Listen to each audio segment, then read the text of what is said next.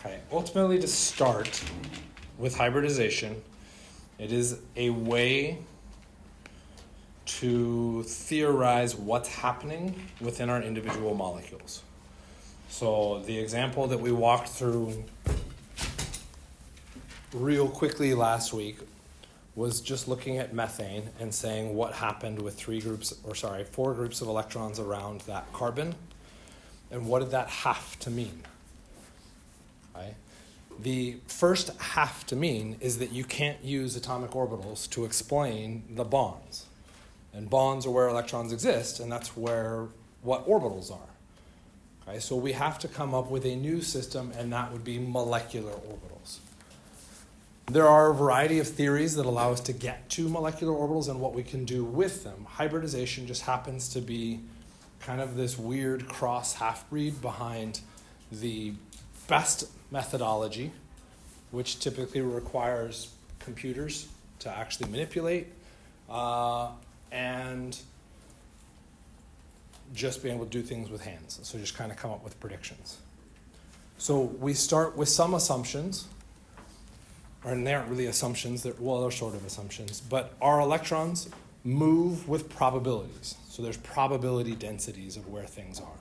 They move as waves, so that if I have two electron waves come near each other, they could come near each other in a way that would be constructive, in which case we increase the amplitude, or they could come near each other in ways that are destructive, in which case they decrease the amplitude and we get nothing out of it.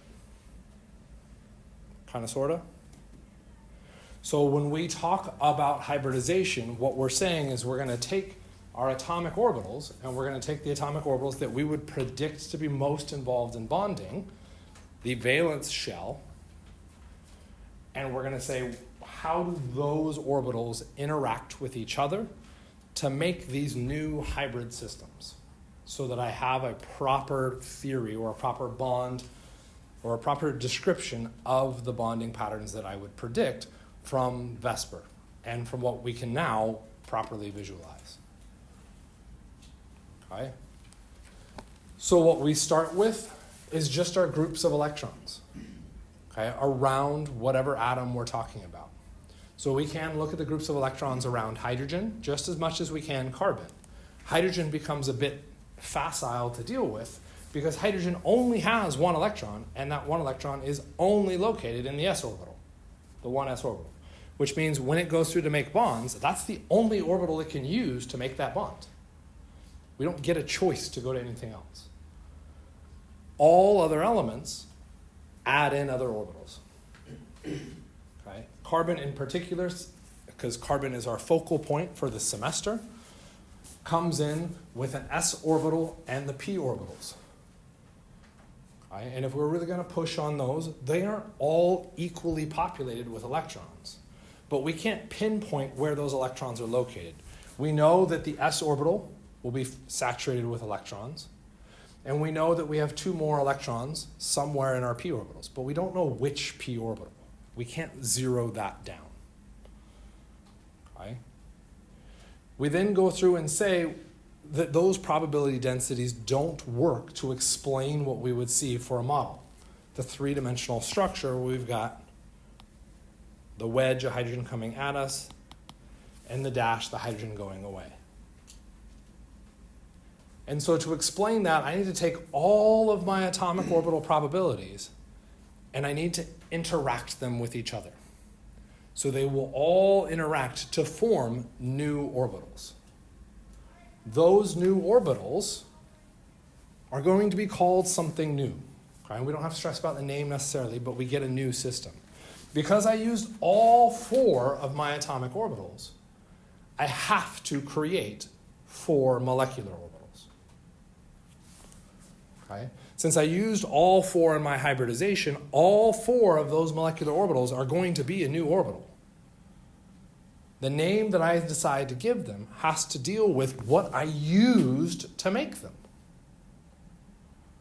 Since I use all four orbitals, my name is going to be referencing all four of those orbitals. I used one s, so this is technically S1P3. And if we look at that, that's 1 and 3. What's 1 plus 3? 4. There's the 4 atomic orbitals. It's specified in that. Okay? Because I've now created this, right, I can more or less just dictate where those orbitals are going to be.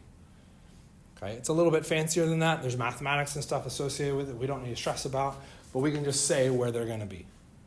Those orbitals are going to aim to the points of a tetrahedron, which is relevant because when we look at carbon with 4 groups of electrons, what's its shape? A tetrahedron. We would call that a tetrahedral carbon. So we're effectively taking what we know to be true and some other stuff that we know to be true and just saying, we're just going to make those things meet. We don't know how or why necessarily perfectly, but we're just going to make it happen because we know it has to happen. Okay? What happens if we change the molecule?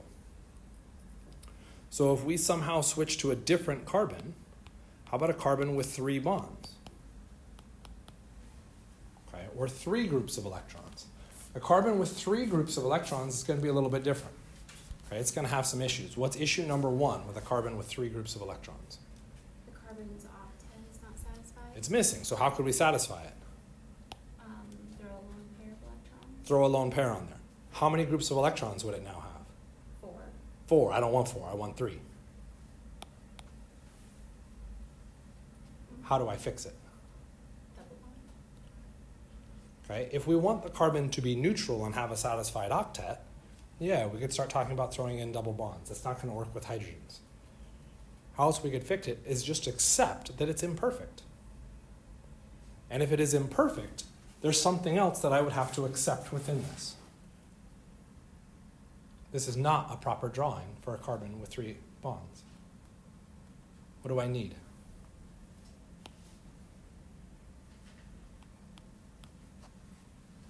A positive charge. Okay. A carbon with 3 sigma bonds must either have a lone pair, in which case now we've got 4 groups of electrons. I don't want 4 group. I only wanted to look at the situation with 3 groups. It has to have an empty or an incomplete valence. We could show that by showing the positive charge. Okay. What does this then mean for us? Well, we have to take our atomic orbitals and we have to mash them together so that we can get 3 groups of electrons. So, how do we do it? Well, 3 groups of electrons, I need 3 atomic orbitals. We will always start with the s because it's lower in energy, so I'm going to take the s and 2 p orbitals. So I'm going to create 3 new hybrid orbitals, 1, 2, 3, and I will call them, based on the orbitals that made them, sp2. That's their name. So far, so good?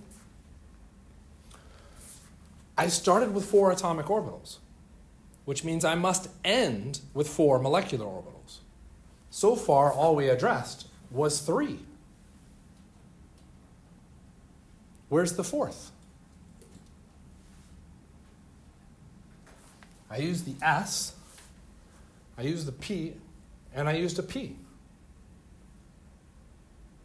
Where's the 4th? For those at home that can't see me checking things off, we used an S, we used a P, we used a P. Where's the 4th?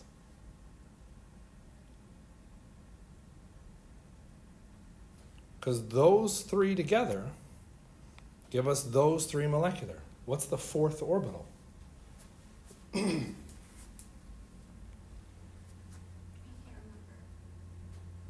This is the fun part. You don't need to remember. We just talked about it on Wednesday, though. It's on the slide.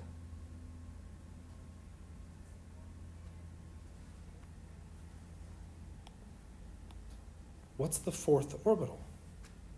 Extra? PY orbital? That's it. It's the PY. I didn't use it. Because I didn't use it, that doesn't mean it disappears. It's still there. It's just left over. Okay? What happens with my sp2 orbitals? Well, those go to make each of the bonds to our hydrogens. Okay? The positive charge exists because there's an orbital that doesn't have electrons in it. What is that orbital? The py. So when we talk through and we talk about reactions, we're going to be, oh, there's a cation. There's a positive charge. What orbital holds that cation? At least in the case of carbon. The extra one? What's the extra orbital? Py orbital. A p orbital. And what becomes special with the p orbital? That's how it connects to other. I can now talk about how this carbon could connect to other atoms. Okay? I could have a source of electrons come in to react with that py orbital. But it doesn't matter which P. Okay. So then that becomes the fun question. Okay? Does it matter whether we call it py, px, or pz? You'll notice that I kept asking for what it was, and said very correctly, it was py, and every time I responded with P. p. I left the y out. Why? It doesn't matter. Where's the x-axis? It's left to right, right? But if I'm lying down, where's the x-axis? Is it still left to right? No, it's. So this becomes the fun question. What defines x, y, and z?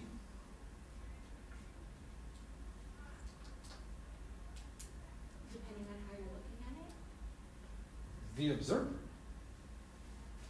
So if I'm lying down, okay, so you all have an x, y left to right, right? So if I'm lying down, I can't believe I'm doing this. If I'm lying down, there's my x-axis, right? Okay. If we shift, or sorry, that's not my left to right. My left to right is here, sorry. There's my xy, that's my y-axis, or x-axis. If I turn and look at it this way, I'd be like, well, that didn't change. It's still left to right. But did it change for you? My left to right. Okay, there it is. And if I stand or sit upright, I'm still going left to right. Did it change for you? Yeah. So what do we do to remove that issue? We ignore x, y, and z. Okay? And when it comes to OChem, and we're going to see that later today, there is no up, there is no down, there is no left, there is no right. They do not exist. Okay? Organic molecules are freely floating all over the place. They just are there. The only time you get a label that comes in is once you've frozen it and have established your axis system. That's it. So if we look at our structure here, where are the bonds in my drawing? That's a really hard question. That comes back to shape. What is the shape of this carbon?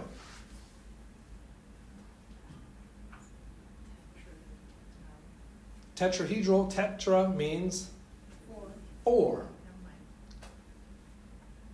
What shape has 3 sides? What's our shape? Trigonal, planar. Okay, that's what this is. We're defining those lines as being in the plane of the paper. Okay, where is the p orbital relative to that? Okay, well, if these orbitals are in the plane of the paper, the remaining p orbital has to be perpendicular to that. Where's my pen? So my p orbital is coming in and out of the plane. Is that going to be easy for me to draw? Is it easy for you to draw? No. Okay, so let's change our viewpoint on the molecule so that we can see that p orbital. Because drawing it on here is going to look pretty stupid. Right? Well, is that a hybrid? That's not a hybrid orbital. That's me trying to show spatial reasoning into it. So I'm going to take this molecule and I'm going to turn it. I'm going to rotate it about that carbon-hydrogen bond. I'm going to rotate it such that this hydrogen goes poof. It's kind of coming out of the board at you, right? And if I do that, how would I draw it? With the That may just be a language thing to call it solid. Solid would be, for me, a line. Here we'd call it wedge. It's okay. What happens to the other hydrogen? If this one comes out at you, what must the other one do? Go away. This is still trigonal planar. Where's the plane of the paper? Yeah. There's the plane of the paper. It's the iPad. Kind of coming out at you. Why is this important? Well, whoa. I was about to use the pen. That was a bad idea. At least I didn't do it. There's our p orbital. Why is this useful information to us? Well, what did we say could stabilize that positive? Electrons. So I could bring in electrons from up here, in which case I would have a bond from the carbon up to the oxygen, or I could bring electrons in from the bottom to overlap the orbital to make the bond. Hybridization theory allows us to see that as soon as we have a positive charge, a carbocation, there are two possible ways we can form a new bond. Does that matter? Yes. Is it obvious yet? Probably not. Okay? But what we're trying to set up is the language of how we talk about it, where these things are, so that when we move into chemical reactions, we can start to see why those things mattered.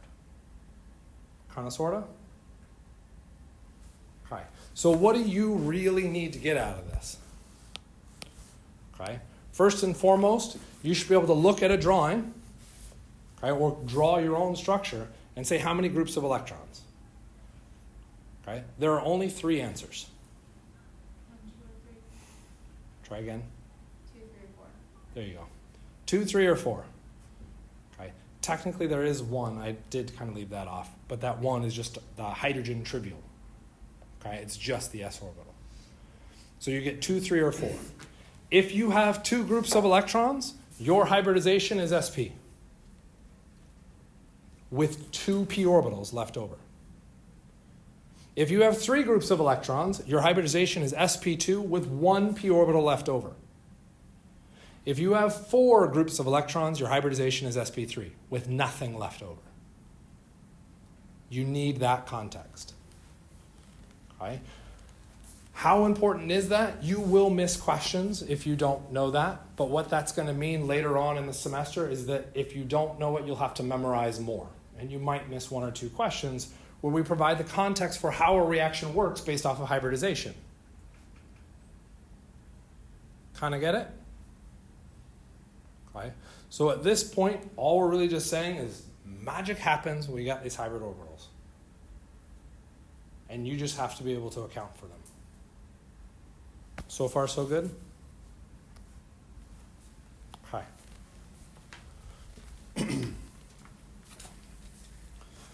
If we push a little further, we could look at other examples for these. Okay. I can draw those out really fast. Let's wait for Thursday. Let's see what you guys can come up with on those. Okay. What is this going to mean for molecules? If we looked at a structure of C2H4,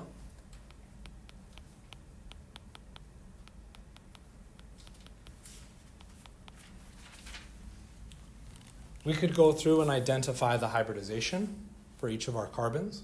They have 3 groups of electrons. You might be like, but doesn't it have a 4th group? No, that group is in the exact same location as far as we see. Okay? So there's 3 groups of electrons around our carbon, which means the hybridization for the carbon is sp2 hybridized. The hybridization for the other carbon is sp2 hybridized. And then we could try and draw out all of the orbital pictures behind this. Okay? What do I mean by that? I mean, I'm not going to draw it out. I'm going to leave that to some crazy artistic person to try and set up the system. Okay? And note within this, when I first drew it, I drew it planar. Why did I draw it planar? How many people like drawing wedges and dashes? Okay? You don't. We aren't really good at seeing in 3 dimensions on a piece of paper. Okay? So we avoid it. But if we draw it from that side view again, now we can see the p orbitals. In between, we would see the overlap of our sp2 orbitals. The orbitals we use there are directly overlapped. Okay? We call that a sigma bond. Why do we call it sigma? Well, what type of orbital was used to make that overlap? An S-type orbital, because it involved sp2, the hybridization of that orbital, or even just s, because you can see it out here. We have a direct overlap with our s orbital out here. Those are all S-type overlaps. Direct overlap of orbital results in a sigma bond. Okay. What happens with the other overlap? Do you see those p orbitals actually overlapping? No. So we might say, well, there's no bond. But what we find is that when we take a look at this molecule, our, what do we call it, ethylene? I think it's ethylene. Which is a common name, and that was dumb for me to say, but whatever. Okay? Our ethylene, what we find is the connection between those two carbons is stronger than just the carbon-carbon connection that we would find if we had ethane, where it was just a single bond. So there has to be something more happening there than just that sigma bond. That something more that's happening is those p orbitals. Those p orbitals, because we've got this system nice and aligned for us, do not directly overlap. So it must be a different type of bond. Well, what type of bond do we want to call it if they don't directly overlap? Anything we want. We can call it whatever we want. Because we call the direct overlap sigma after the name of the type of orbital, s, and sigma begins with s, maybe a good name for this would have to do with the orbitals we use to make that extra connection. What orbital did we use to make that extra connection? The extra p orbital? P orbital, so we'll call it pi. That's where those names are coming from. Okay? Is the pi bond, would you predict it to be weaker or stronger than the sigma bond? Stronger. Why? Because it has the potential to hold more electrons. How many electrons can a pi bond hold? 6. 2. How many electrons can a sigma bond hold? 2. 2. They hold the exact same number of electrons. Right? So you don't When you're have thinking all about 3. 6, you're saying all 3. Is this all 3 p orbitals? No, because the other 2 are involved in making those hybrids. This is only one p orbital. Overlapping with another p orbital, together they make a new orbital, a molecular orbital, and that molecular orbital holds 4. 2 electrons. Guess how many electrons an orbital holds? 2. 2. How many times? All the time. Orbitals can only hold 2 electrons. And you might be saying, but aren't you bringing 2 orbitals together? I get it. You're opening a can that you don't want to open. Leave that alone. That brings in a whole other layer of stuff that we don't want to address. Okay? When we bring those 2 p orbitals near each other, they together form a molecular orbital. Just like the sp2 overlapping the sp2 here is forming a molecular orbital that can hold 2 electrons. So, to your theory again of which one is stronger, the sigma or the pi. Who said the pi holds more electrons? No, it doesn't. It holds the exact same amount. Which one is stronger, sigma or pi? I would still say pi, because that's the one that overlaps and can connect with other molecules. Does the pi overlap? Put words to it. What do you mean no? How do you know there's overlap at all in this picture? It's the same overlap. Push it further than that. I feel like it's the jumping through the wall scenario a little bit. Okay, this is absolutely the jumping through the walls. With the p orbitals, it's jumping through the walls. Okay? Why is the sp2 here overlapping more when we look at this picture than the p orbitals? What can you see within the picture to tell you that it's overlapping more? They're closer together. Okay, they're closer together. What's happening right in the middle space? Dark. And why is it darker? They're overlapping. They're overlapping. There's where our connection is actually being made. Are our pi bond or our p orbitals overlapping? I don't don't care what it says. Focus on the colors. Do you see the colors changing where they overlap? No, because they don't overlap. They never get close enough to overlap. They just get close enough that what can the electron do? Jump. And they can tunnel. So again, I ask the question, which is the stronger bond? Sigma or pi? Why do you think the sigma bond should be stronger? Because they're overlapping. If I take the two pens and we overlap in a sigma fashion, they are overlapped, right? If I take the two pens and overlap in a pi system, p orbitals, did they overlap? No. There isn't a stronger connection. So the pi bond is weaker than the sigma bond, which is really confusing, because if we think about the double bond versus a single bond, which one's stronger? Double bond. The double bond. Why? Because it's got two bonds, not because it's sigma versus pi. This is why single, double, triple as references for bond types is a bad reference, because it hides the information from us. When we think about bond types, it's sigma or pi. That's it. We can also bring in covalent, nonpolar covalent, and ionic, and we can talk about that in a later stage. Right? But right now, what we're concerned about is sigma and pi. Okay? Is there something else that we should be aware of when we come to this? Okay? When I look at the sigma bond, what happens with the sigma bond? Okay, so those of you in lab, right, we had this structure where it had the zigzag, 4 carbons, and then we had this structure where it's kind of like the C or the, let's pick a letter, the U.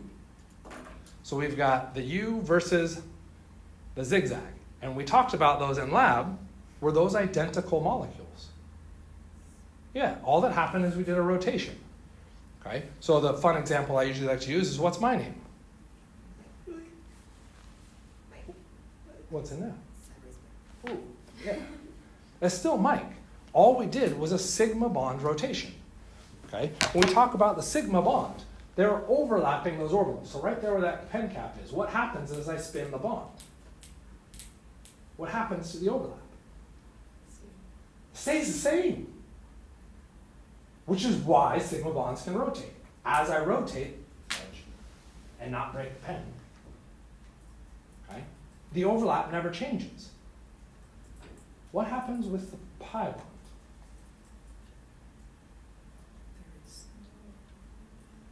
There's no overlap? You're looking at it and be like, those bonds don't overlap, Mike.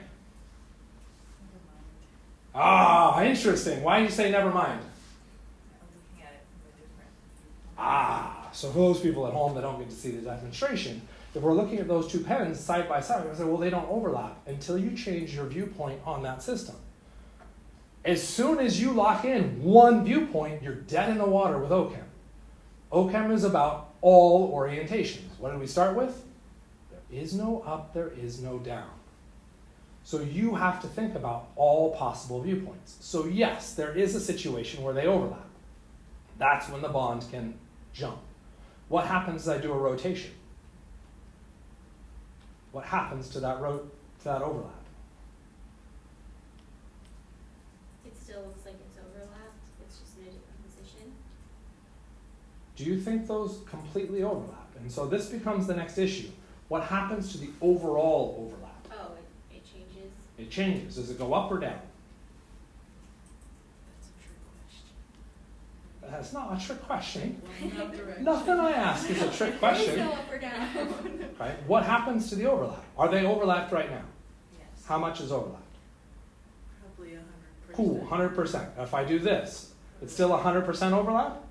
What happened to the overlap? Decrease? It decreased. Cool. What happens for the ability for the electron to jump?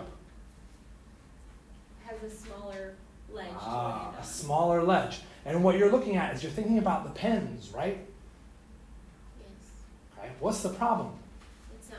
What are the pens supposed to represent? Oh, What orbitals? P orbital. The p orbitals. And what's dead in the middle of the p orbitals? Nothing? Nothing. Remember, it's a lobe. One lobe and a bottom lobe. In the middle is absolutely nothing. Thank you. If I do that rotation, what's overlapping? Nothing. Dead in the middle. There's no overlap. What happened to the bond? There's no overlap. Do you have a bond anymore? No. No. What's a neat feature of pi bonds? They can't rotate. Because the instant you rotate it, you've broken the bond. This means when we look and think about our models, pi bonds, there's our double bond, don't rotate. I can't spin that. That doesn't happen because the pi bond prevents it. Why? Because the p orbitals want to overlap.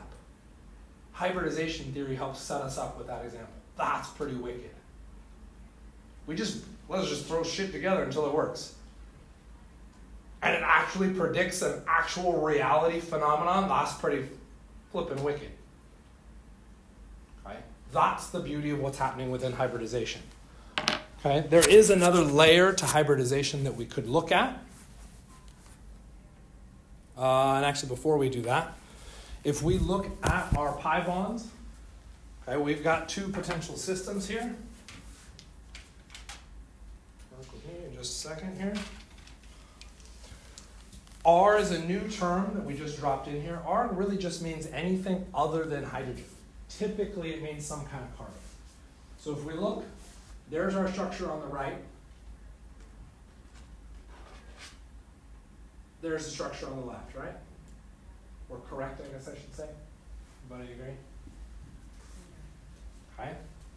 If we considered the lab system, and I guess I can draw this one for the people at home. We had this versus this. What did we establish was the relationship between those two structures?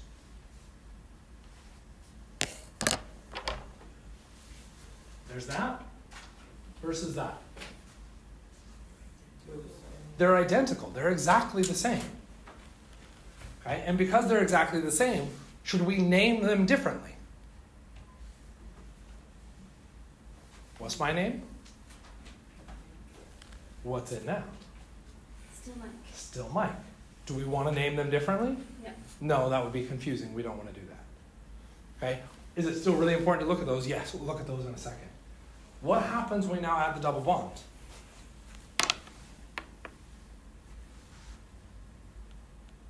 What is their relationship now? Are they identical or are they something else?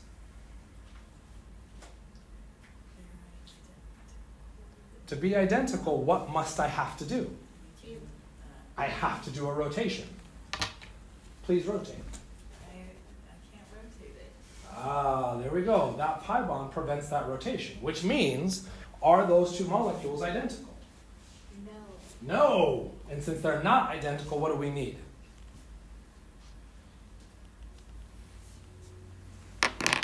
Mike, answer for me. Mike, answer for me. Mike, answer for me. Mike, answer for me. Mike, come on, Mike. You're not even listening to me. We need a name. If everybody had the same name, it becomes very difficult to identify who everybody is.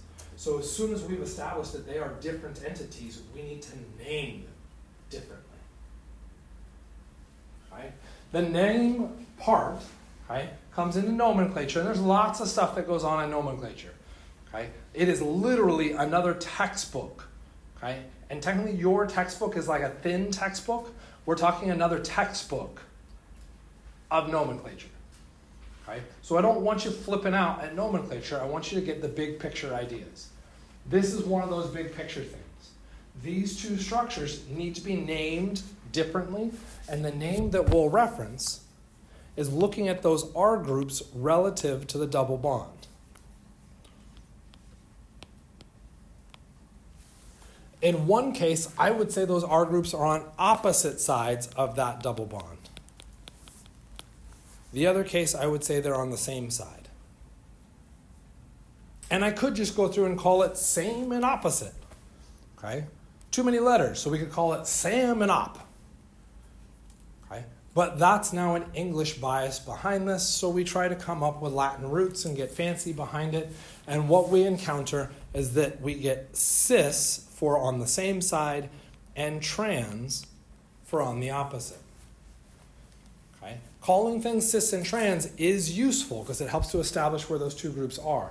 It is officially not a nomenclature system. It's just saying where two groups are relative to some center point. In this case, the center point is the pi bond. It could also be a center point of a ring. Okay? It could also be my arms. Right? That's perfectly fine.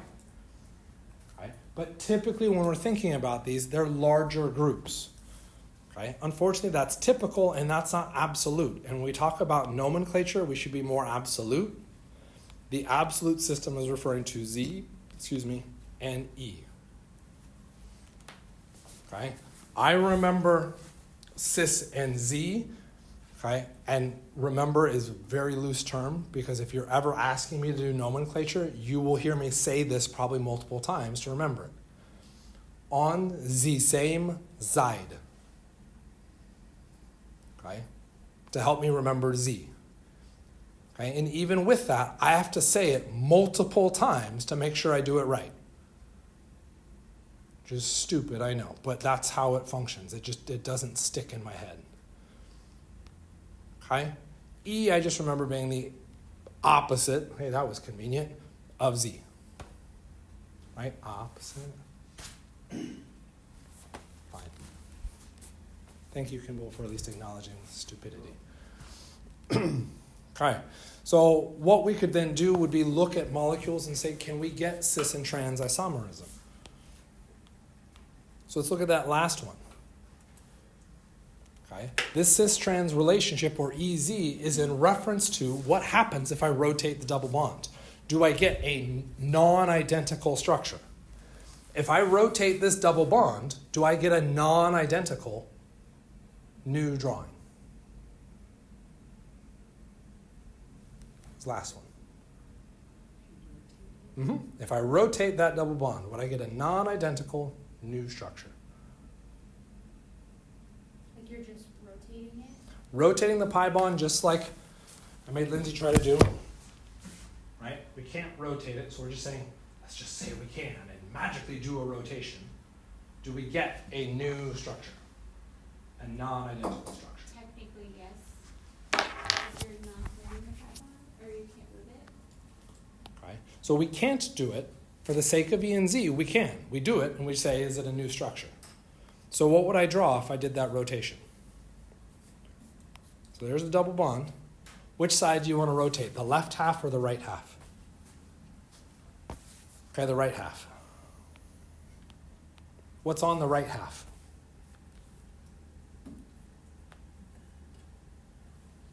What's on the right half of the double bond? What's out here? Hydrogens. Right? So I'm going to do the rotation. What is the relationship between the red structure and the blue structure?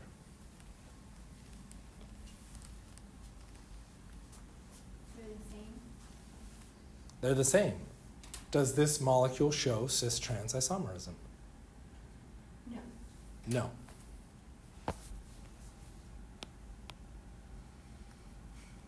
What happens to the next one? Not the next one. I'll leave that one for you to do. How about this one? Do you want to rotate the left half or the right half? Right half it is. There's our double bond. We'll keep the left half exactly where it was. What else is on this carbon? Hydrogen. Cool. It can be helpful to draw that hydrogen. If I do the rotation, what happens? The hydrogen and the chlorine are going to flip. Is this a new structure from this one?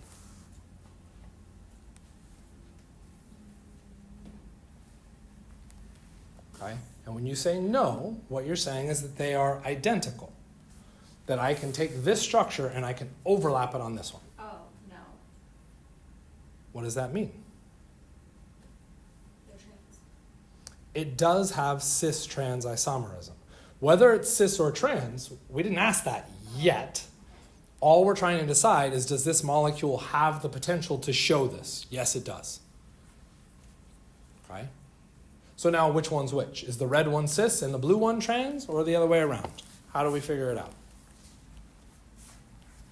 Do you go based off of what you start with? So let's look at what we start with.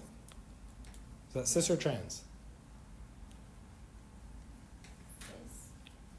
What's on the same side? Ooh, I just heard someone else, because I challenged, somebody else was like, oh, it must be cis then. Just because I challenged doesn't mean she's wrong. She could be. I said cis. You said cis? Then maybe I heard someone else say trans. Blue was trans. Okay, so pick one and explain. Which one you want, red or blue? Well, because blue is different, so that's going to be trans. It's opposite. It's like What's a mirror. opposite? The chlorine and the hydrogen. So this chlorine and the hydrogen are not on opposite sides? When you're looking at both of them, these are on opposite sides. It's like you're looking in a mirror. So when we go up here and we look at the opposite, or sorry, cis, which one do you want to look at, trans or cis? Oh. Don't owe me yet. I would like to pass the popcorn to someone else. Let's take a look at the cis. When we evaluate it, we said the R groups were on the same side, right? And if we look at those R groups, what are they connected to? Carbons. Carbons, and different carbons, right? Yes. If we go through your analysis, you said the hydrogen and the chlorine, and what are they connected to? Carbon. Different carbons? The same carbon. Does that match? Our definition for same cis means our R groups have to be connected to the opposite carbons, or our different carbons within our system. So comparing H to chlorine, not useful. I have to compare H to something on this side. Oh. Yeah, and there becomes the fun part. Okay? So we could say the hydrogen is trans to what? The chlorine? Or the carbon? Which carbon? That carbon that it's connected to? This carbon? That it's connected to? It's trans to that carbon?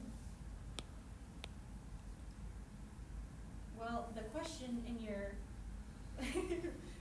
voice makes me say no. I don't know. Okay. So if we look, this R, Is cis to that R? okay, it says, so you were saying trans, so there's our R, there's our R. Oh, to the carbon up top. Okay. Is trans to, does that work for that shape? You okay with that? What? See, that shape? Oh, yes. Okay. We on the same page? Okay, so those are trans. Can I call this molecule trans? Unfortunately not. Okay. When we're talking about cis and trans as to the name of the compound, we're referencing the larger groups, our R's. We're not referencing the hydrogens. So as soon as you reference the hydrogen, you can call the relationship between that hydrogen and this technically isopropyl group trans. That's fair. You can't say the molecule is trans because of that. We'd have to look for the larger groups. So you would do your chlorine? Ah, there we go. I like that. So if we're now going to go through and do our analysis, what's the R group on the right-hand half? It's chlorine versus hydrogen. It's going to be the chlorine. What's the R group on the left-hand half? Your carbon? This carbon or this carbon? I don't know. Which it's absolutely fair. If you're like, well, I don't know how to differentiate them. That's good because I didn't tell you how to differentiate them yet. You can tell there's a difference though, right? Yes. Okay. So to define the molecule cis-trans relationship or the technically EZ relationship, we have to assign based off of priorities. That priority is based off of atomic mass. Carbon versus carbon, is there a difference in atomic mass? No. Okay, so we go out one further atom. Carbon versus carbon, is there a difference in atomic mass? Carbon versus carbon. No. So if we start, we were here, And here we went carbon versus carbon. No difference, so we went out one further atom. Carbon. One further atom. Carbon. No difference. But I got to check all the branches.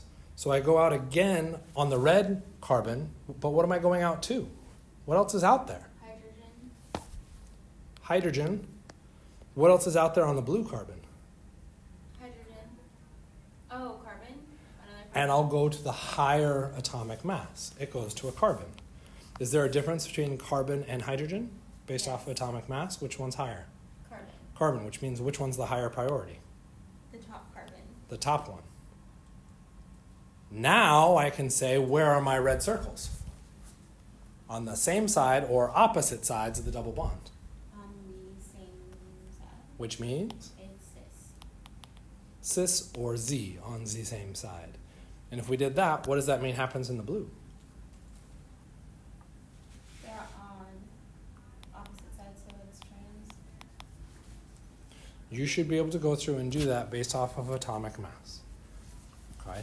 That rule we will evaluate again, probably on Thursday, maybe, or not Thursday, on Wednesday, maybe on Monday. I'd really like to not do that. At most, it'll be one question talking about those rules in detail. Okay? Do you have a preference on what we're supposed to say, cis or Z, or will you accept either? I'll accept either. The preference will be in the question itself. So you could see it written, which is a fair point. If you're fine with cis and trans and I write it as Z, whatever the name is, and you don't know what Z means, raise your hand and ask me, but I don't remember what Z is. Okay, Z was on the same side, I'll say cis. Okay, and I would announce that for everybody. Make sense? Okay. Cool. Hybridization, we got some explanations behind it, we got some meat, some teeth behind it, and now what could we move into? We're going to skip functional groups, so I apologize, these slides needed to be deleted.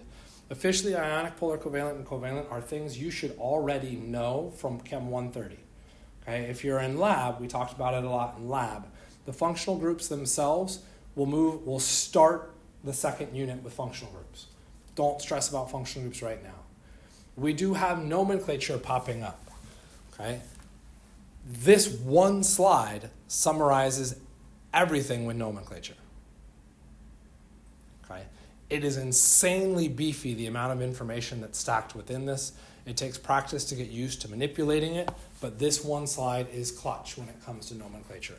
All of these boxes are a typographical error because it didn't recognize the coding of it. It's an arrow. Okay. When we talk about our individual functional groups, what you would go through and do is name according to the first thing. Okay? So if you saw no other functional groups, you would just call it an alkane. If you saw a higher priority functional group, you move up in the list. And now your name is based off of that higher priority functional group. Okay? If you have multiple functional groups, that's what the arrow is in reference to.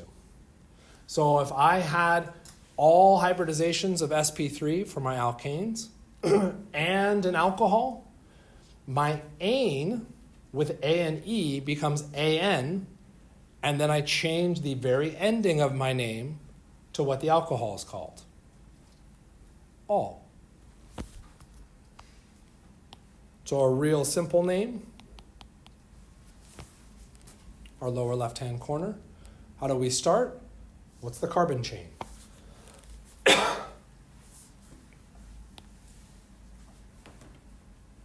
How many carbons in that structure? 2. Okay. What is the name for our number of carbons? 2F.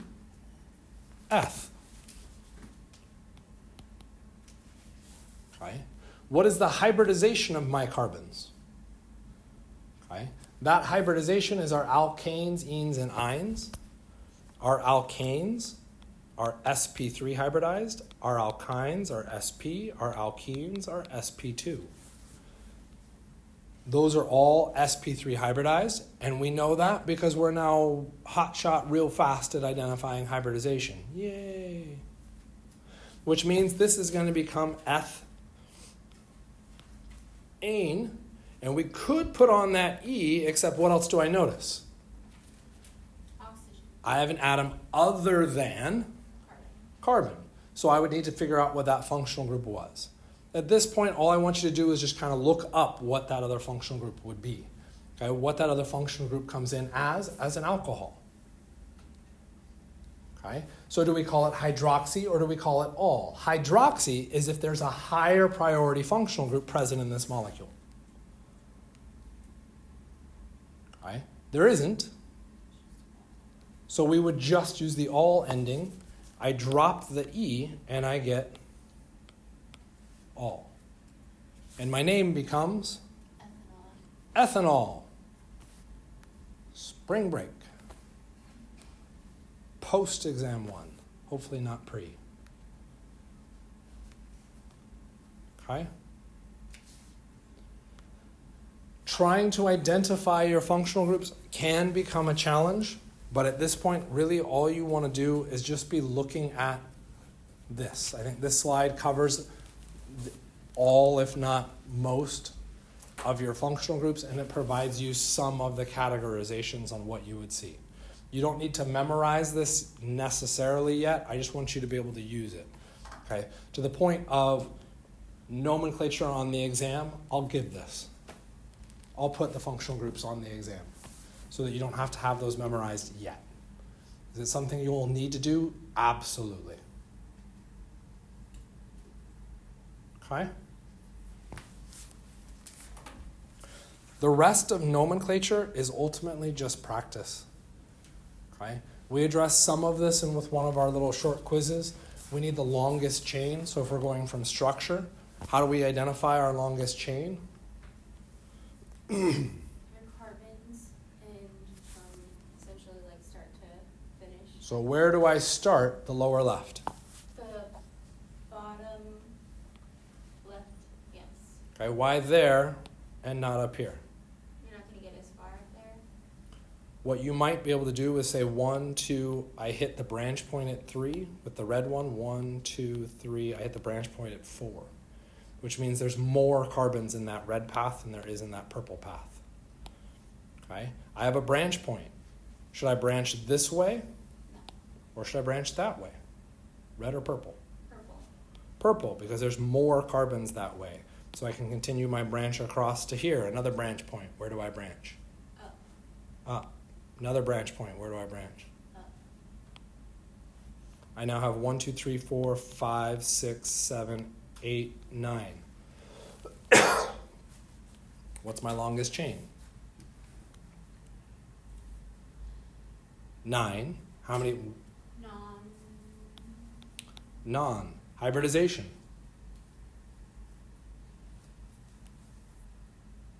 Do you see any double or triple bonds? No. Which means No. non-ane. Okay. We don't have any other functional groups, which means we can drop the actual ending in ane.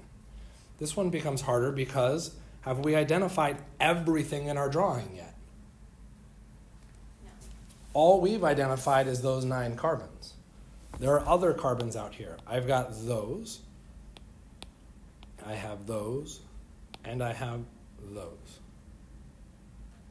How many carbons in blue? 2. And 2 was? F. Okay. What's the next part? When we say the ane, that's the ending. That's the main chain. Is this part of the main chain? No. Nope, it's a substituent. How do we identify this eth as a substituent, not the main chain? YL. Like, I didn't know that. That's okay. It's in the rules. Follow the rules. What's the purple one? 2. 2. So, what's the green one? 1. What's 1? No. Okay. So now I could theoretically put it all together, and I could say I have ethyl, ethyl, methyl, nonane. Where were all of those groups? In putting that name together, I know they're on the main chain, but were they at position 2, 3, 4, 5, 6, 7, or 8? They can't be at position 1 or 9, because what happens if they were at 1 or 9?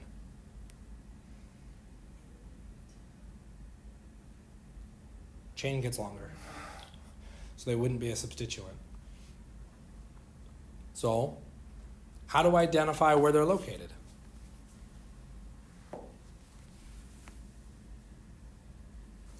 Where do you think this ethyl is, the blue ethyl? Carbon number 4. Why do you say carbon number 4? Because it linked to carbon number 4. Oh, the number that I put next to it. That's how we figure it out. We have to count it out. But how do we count out the chain? Should it be numbered left to right, or should it be numbered right to left?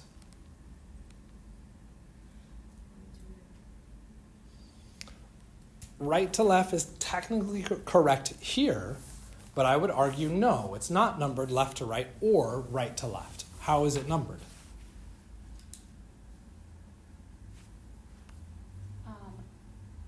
Bottom to top. Nope. Oh.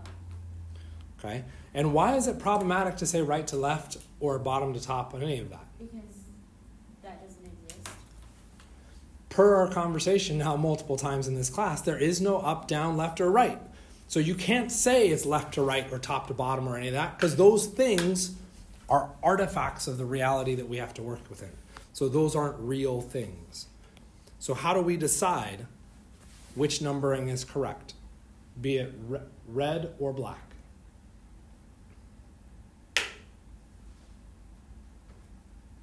As a hint, it's black. Why? The total number should be the smallest. The number used must be the smallest number possible. Why? Because we're organic chemists and we don't like math. So we want smaller numbers. Okay? So what does that mean? The methyl is located at position 3. That purple ethyl is located at position 4. The blue ethyl is located at position 6. Okay? So now I could put it together, but now the question becomes, what order should I put it together? Should it be 6 ethyl, 4 ethyl, 3 methyl? Should it be 3 methyl, 4 ethyl, 6 ethyl? How do I decide the order? The alphabet first and then the number. Goes based off of alphabet. So what comes first, ethyl or methyl in the alphabet? Ethyl. Ethyl. Okay, so I want ethyl first. Okay, should I do 6 ethyl or 4 ethyl? 4, 6. You're adding a whole new notation. Okay, you're saying I should use 4, 6. Okay, because they're both ethyls, let's condense them into one thing. So we can just say ethyl. Does that work? Die. Why do I have to say di? Because we have 2. There's 2 of them. So my number has to tell me the location for every single substituent. If I have a diethyl, I have to say 4, 6 diethyl, so that I know I have 2 ethyls. Then I can drop in my 3, I guess I should be in green, methyl nonane. And that is now my name. Why? There were some rules we had to follow. Did you know all the rules? No. Will you ever know all the rules? I don't know. Do I know all the rules? No. Okay. Nomenclature is a challenging thing to get through. What you need to be able to do is process through some of these quote-unquote simple structures and do process of elimination with your kind of logic through those systems. I try to write the multiple choice very carefully to support a fundamental understanding of it. Do you know what all the numbers mean? Do you know you need to specify numbers for all of them? Okay, for all of your substituents. Okay? Some order, alphabet order with it. Can you process some of that knowledge? And if you get through the exam and you're like, dude, Mike, I couldn't narrow it down between these 2 answer choices, and I don't think you helped me to understand that difference, okay, so be it, put that challenge forward and let me look at it. Right? Because it is painful to try and come up with multiple choice that align to this, which is the other thing, it's all multiple choice. Okay? Because if you wrote it 4-ethyl, 6-ethyl, 3-methyl nonane, how many points do you deserve?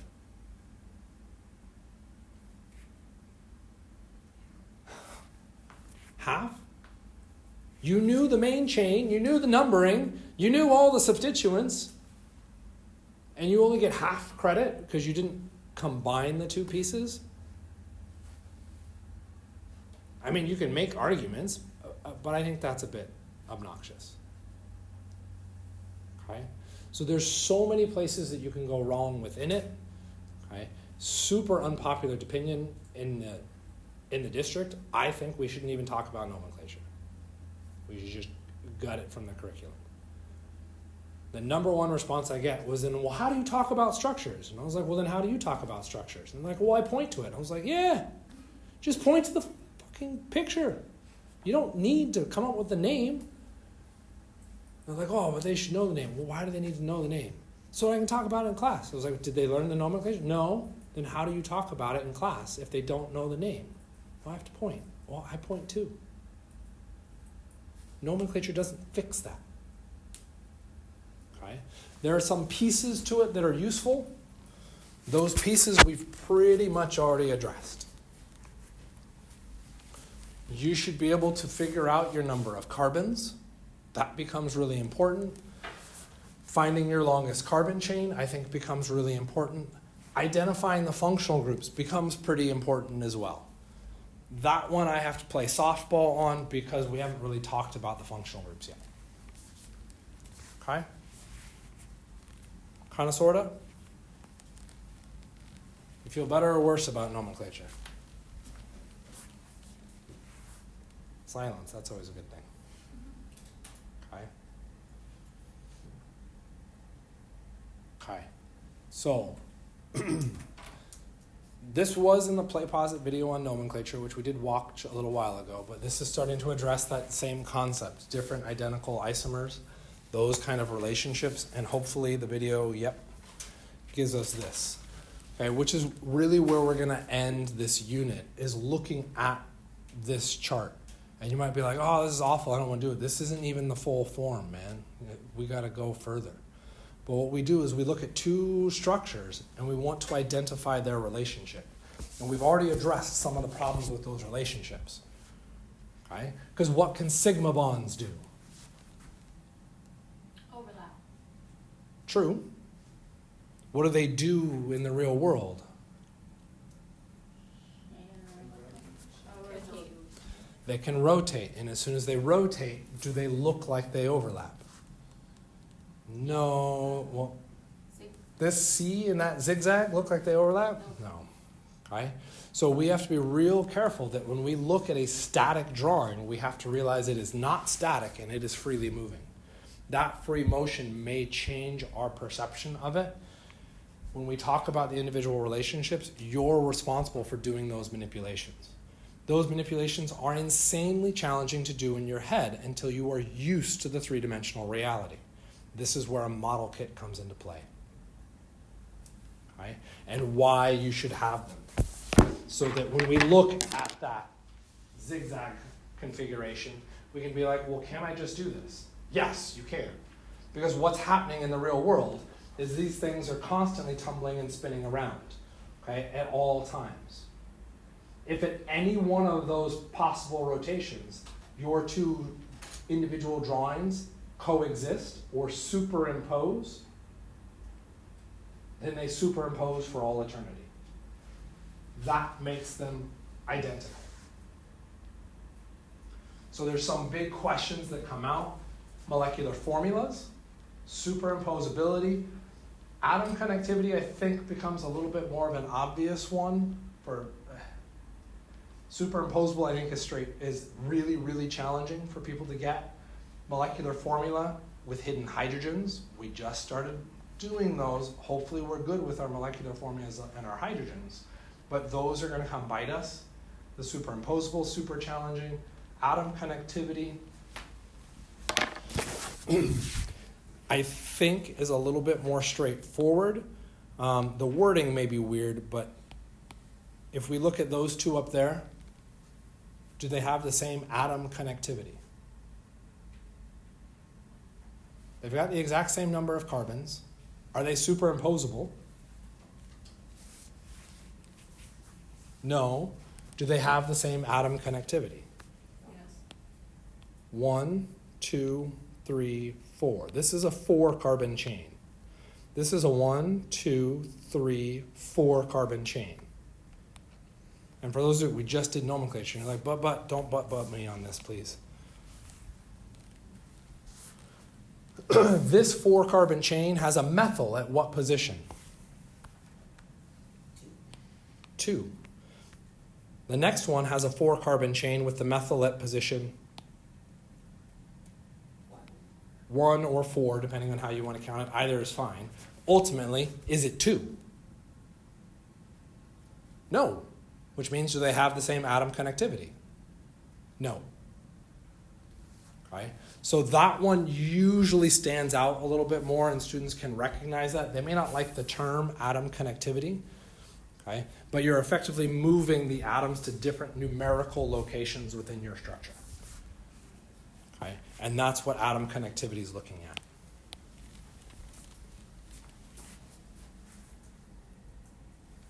Get out of that. Come on. Okay. We're not going to worry about those. And where we're going to take is a simple's never a good word in OChem, a kind of slight break from that and shift to looking at our drawings in a little bit more detail. If we looked at a structure for something like methane, hopefully what we would see is it's a relatively simple drawing or relatively simple structure. We've got our methane. There's no way that we can orient the three-dimensional model so that all atoms are in the same plane.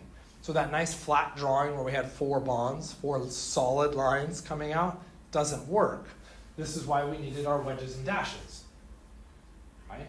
We can show, in this particular case, the hydrogen, the carbon, and that hydrogen all in the same plane. Right? Whereas this hydrogen's coming at you, wedge, this hydrogen's going away. Right? That's our methane. What happens, though, when we start to make things a little bit more complicated?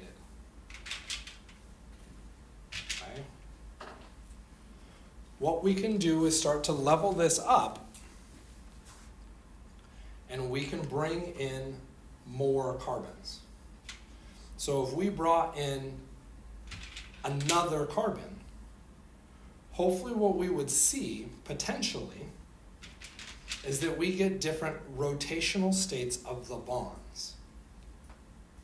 I don't know why I'm going all 4 bondy on this. Okay, so what do I mean by this? If we looked at our ethane, here, we've got carbon, carbon, hydrogen, hydrogen, hydrogen. Everybody see that? So we've got kind of our standard Lewis drawing versus here's showing all the hybridization stuff, right? What happens with the other one? We still have that carbon-carbon. Has my drawing changed?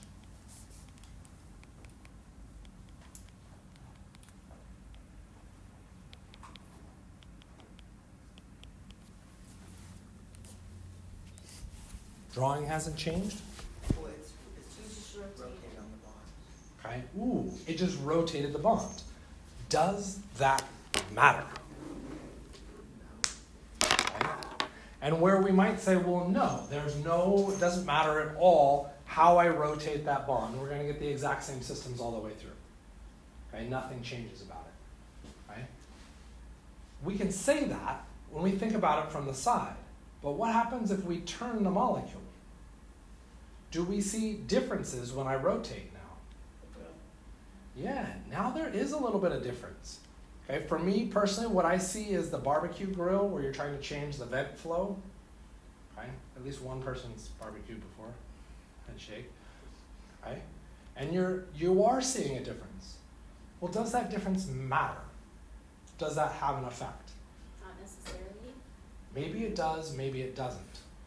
Okay? How much that effect comes into play is a whole separate issue, but it does exist.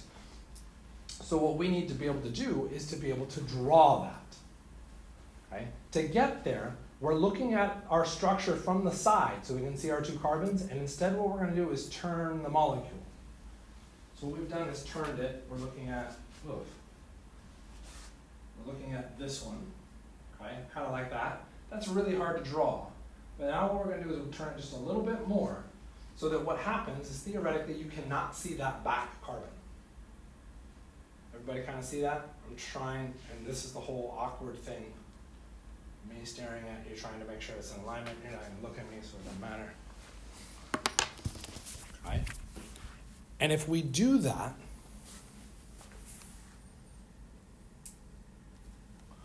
hopefully what we start to see is shapes like these. These are what are known as Newman projections. And if we take a look at this first one, that's what we have. Right? And if I do just a little bit of a rotation, it's different. And it should look like this one. Of course, I rotated the wrong one.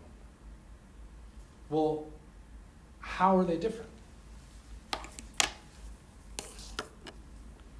And we can end with this, but you guys got to give me something. How are they different? Because you can see, never mind. I don't think that was a bad place to start.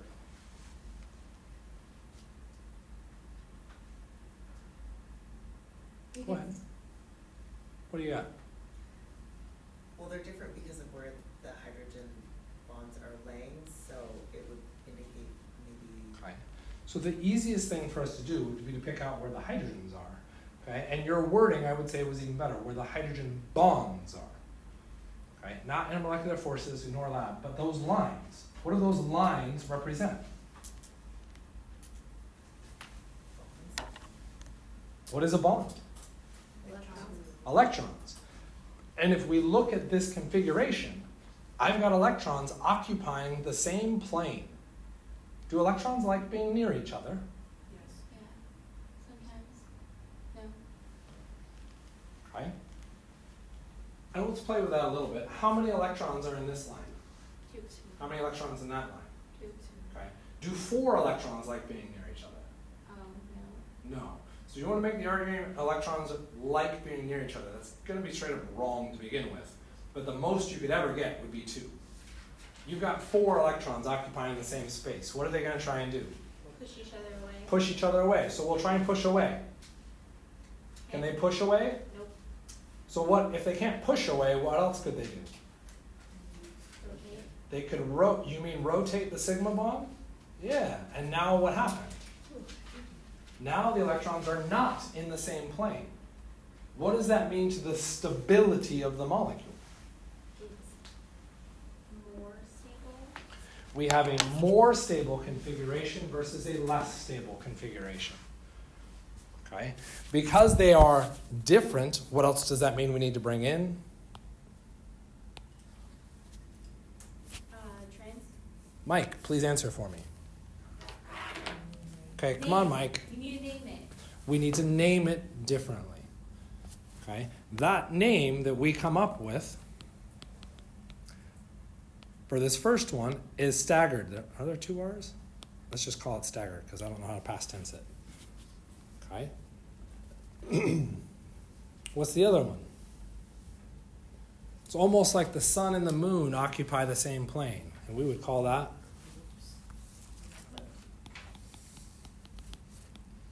so we have eclipsing interactions and staggered, which is actually less of an interaction. Okay? Those interactions dictate the shapes and rotations of our molecules. Those are things we're going to pick up with on Wednesday.